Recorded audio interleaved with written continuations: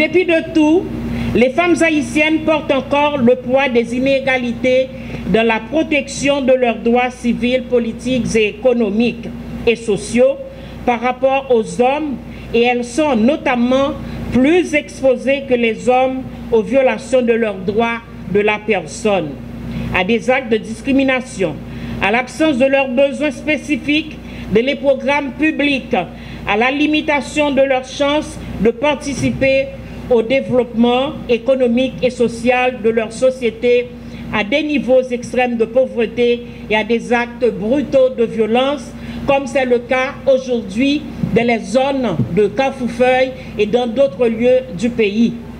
Mesdames, Messieurs, les responsabilités culturellement attribuées aux femmes haïtiennes dans le pays les enferment dans leur rôle de mère, et en retour, les mères assument la quasi-totalité des responsabilités familiales. Dès leur plus jeune âge, les filles ont déjà plein de responsabilités.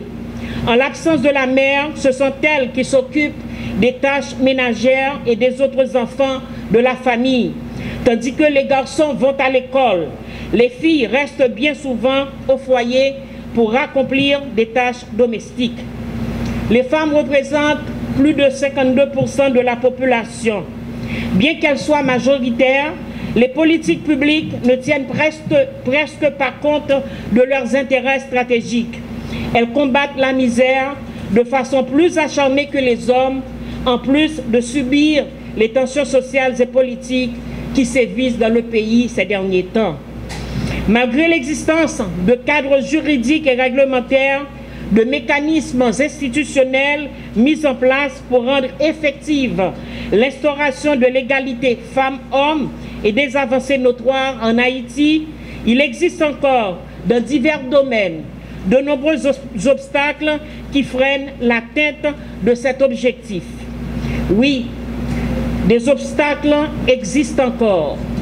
Les organisations féministes et féminines le savent et continuent d'apporter leur contribution à cette grande lutte qui nécessite une grande motivation sociale à travers ce politique difficile. Les organisations féministes ont pu développer une approche basée sur une dynamique de concertation continue pour pouvoir interagir en vue de conduire des actions relatives à l'application de la politique égalité femmes-hommes adoptée par l'État haïtien en 2014. C'est dans cette démarche que se situe le lancement de l'Université féministe d'été, égalité de genre et droits des femmes.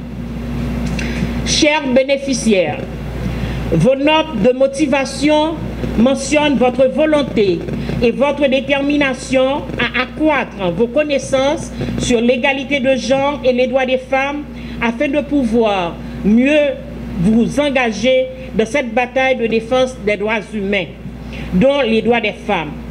Vous avez décidé de passer 10 jours avec nous pour pouvoir vous outiller et comprendre mieux les enjeux et les défis liés à cette problématique en lien étroit avec les objectifs de développement durable.